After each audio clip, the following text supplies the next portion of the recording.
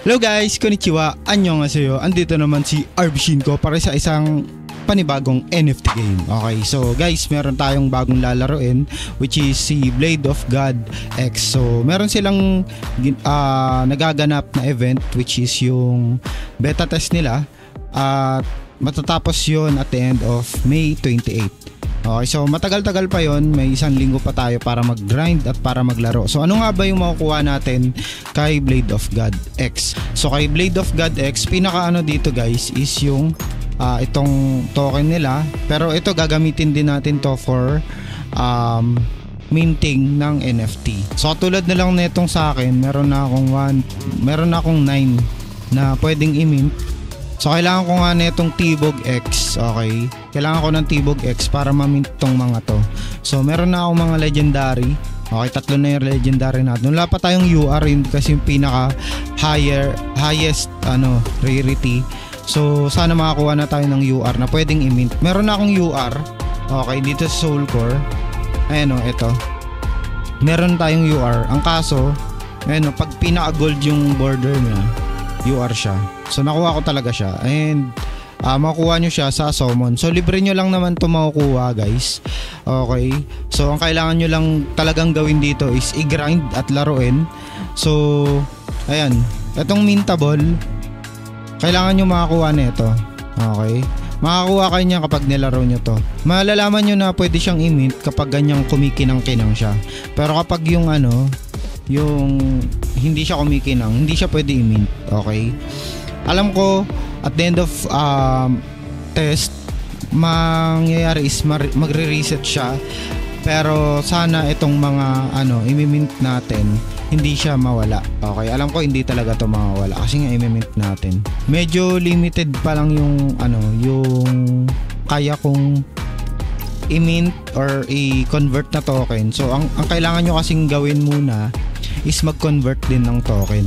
So ito, meron pa akong 13 hours na antayin para ma-convert ko lahat ng 131 na T-Bog at T-Bog X. Okay, kailangan ko ng 270 para ma-mint ko lahat.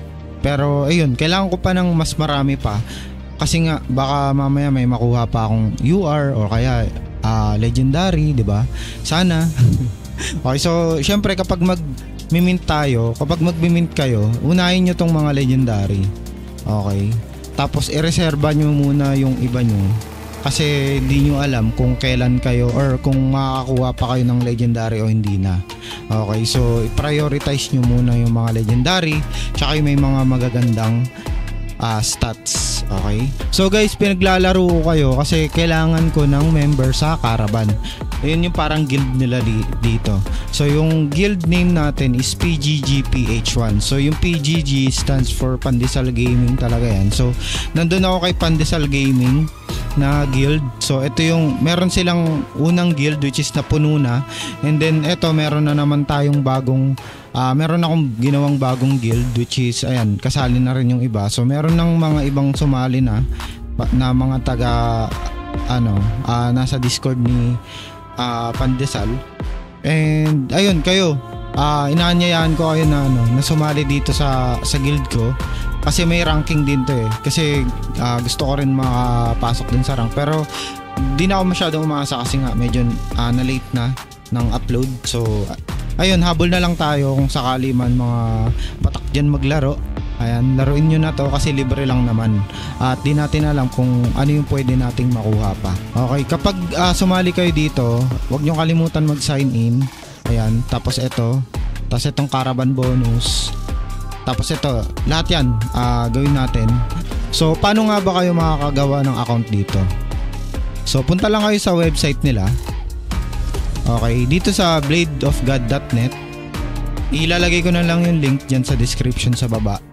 So ang kailangan nyo lang gawin is click nyo tong sign in, tapos sign up here, tapos lagay nyo yung username nyo, email address, tapos i-send code nyo, then lagay nyo yung code, then yung password niyo, tapos register na kayo. Tapos pagkatapos nun, login na kayo. Alam ko magbe-verification login muna kayo, tapos tsaka kayo mag-account login. Pero ayun, mag-login, basta mag-login lang kayo.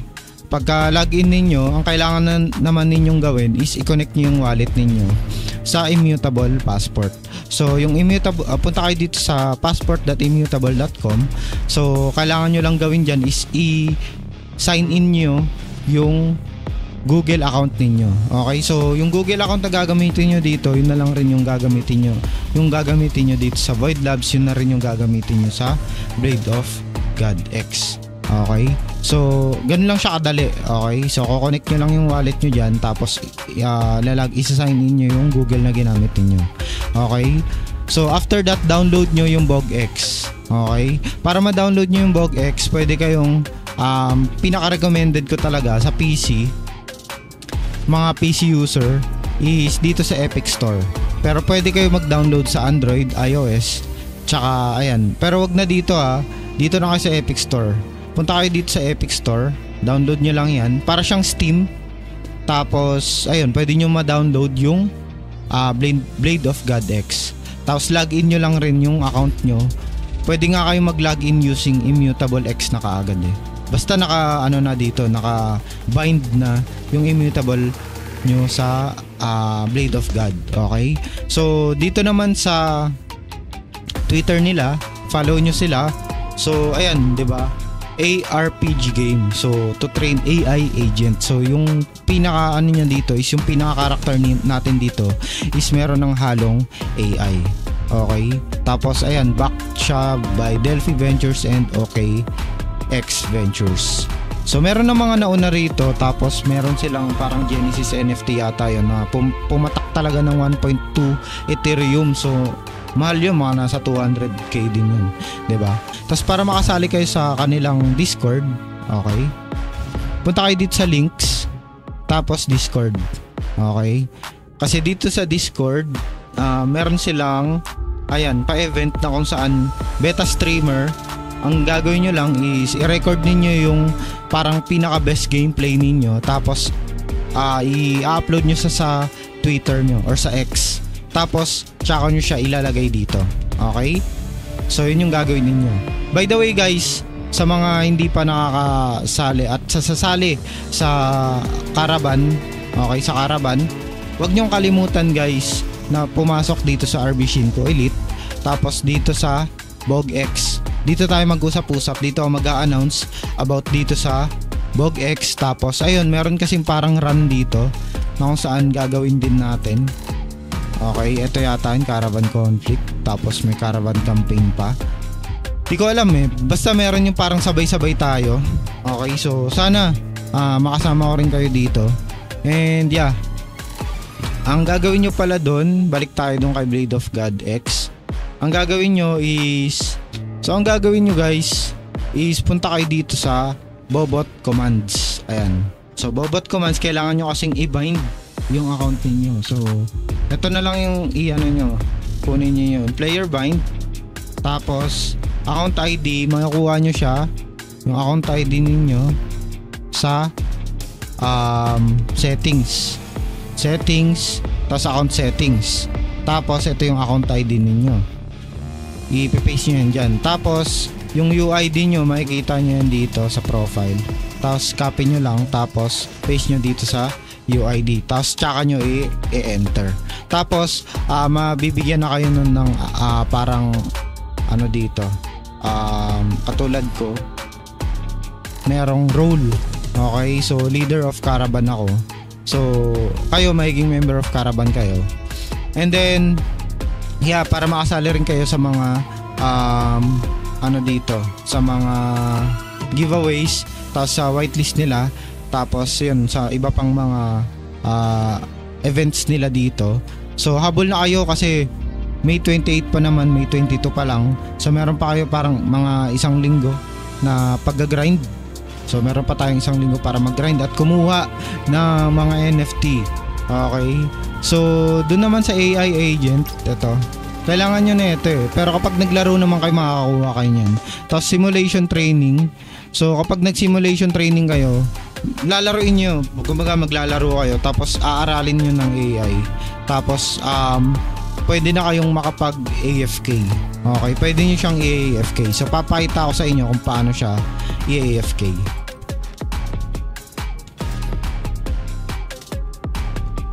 So halimbawa dito sa sa Eternal Corridor, ayan, nasa floor 70 na ako. So grind nyo lang siya. Ayan, pwede nyong iwan yan hanggat kaya niya. Okay, pag hindi niya nakaya at natalo siya, ayun, i-manual nyo siya. Ayan o. Ayan, naka-auto battle on kung makikita nyo. Naka-auto battle on. At yung auto battle on na yan is nakadepende yan sa kung gaano kalakas kayo doon sa AI simulation. Okay, kung gaano kayo yung gameplay ninyo, aaralin nyo. So sa akin mahina yung pagkakaano ko yun. Ayan o, di ba? Okay naman yung gameplay niya di ba? Maganda. Ganda rin yung mga effects. Papaliwanag ko rin pala guys lahat ng mga yung iba pang mga about soul core, ganyan. Okay.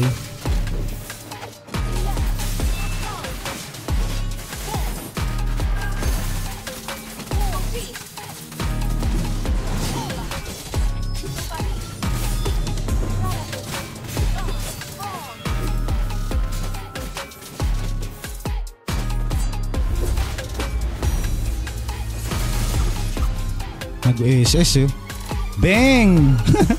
SS, let's go! Okay. So ayun, ganun lang. Tapos mag-auto na yan. Auto na pupunta sa kabilang floor. Pero ayun, tanggalin na natin. So guys, dito naman sa Soul Core. Okay.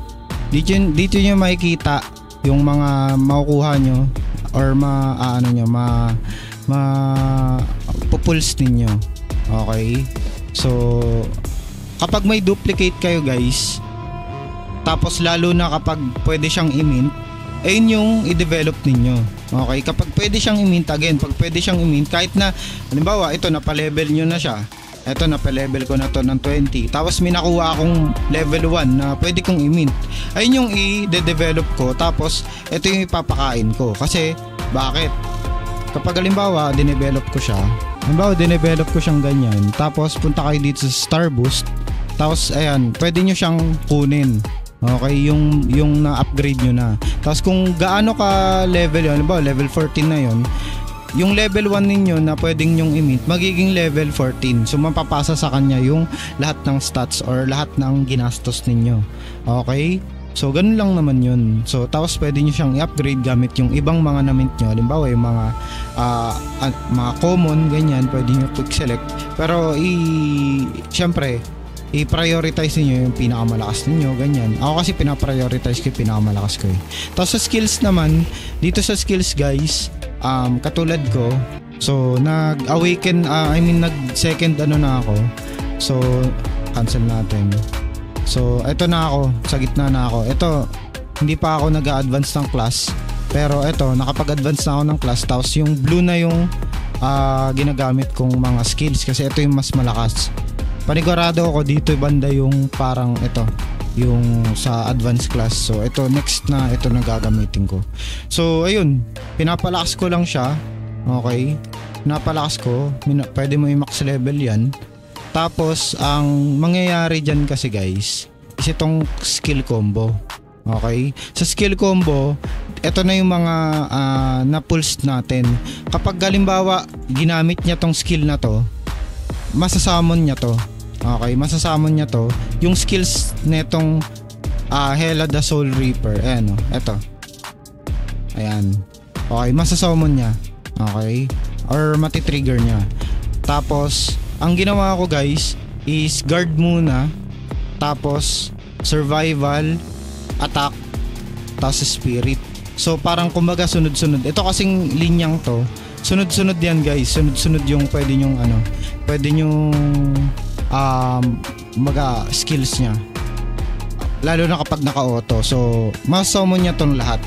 So parang pinantay ko siya, merong guard, survival, attack, tsaka spirit. Tapos pag nagpalit kayo, ayan, may attack din. Dito ko nilagay siya. Tapos ayan, pag pinalitan mo, ayan, magga-guard ako.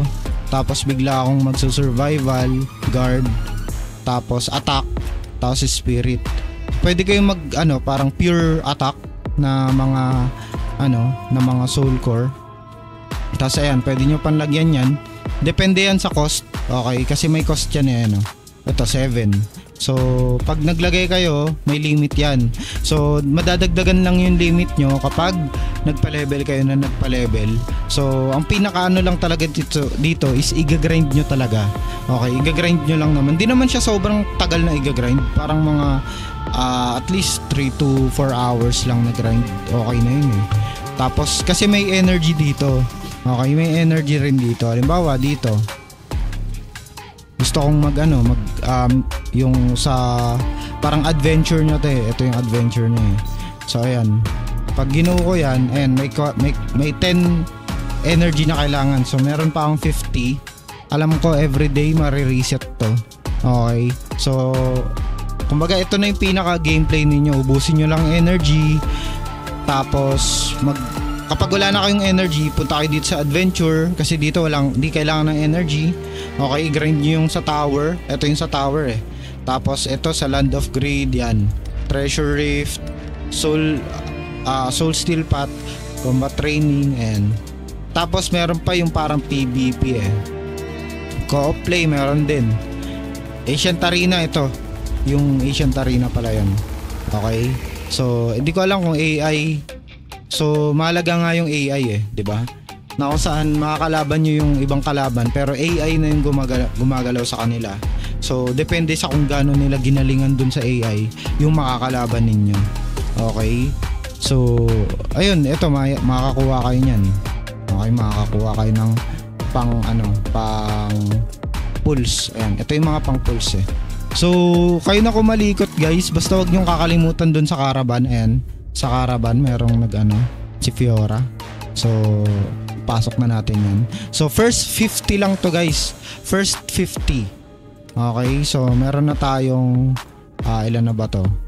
So iilan pa lang naman to. So first 50 guys. So meron na tayong 8 members dito. And sana makahabol yung iba. And yun lang guys, maraming salamat sa panonood and I hope marami kayong natutunan ngayon. And kung gusto nyo ng mga gantong content guys, follow nyo ako sa page ko, sa YouTube channel, sa TikTok account ko, at sumali rin kayo sa Discord ko para hindi kayo mahuli sa ibang mga balita natin about mga NFT games na papalduhin natin. Okay, so yun lang guys, maraming salamat. Let's go!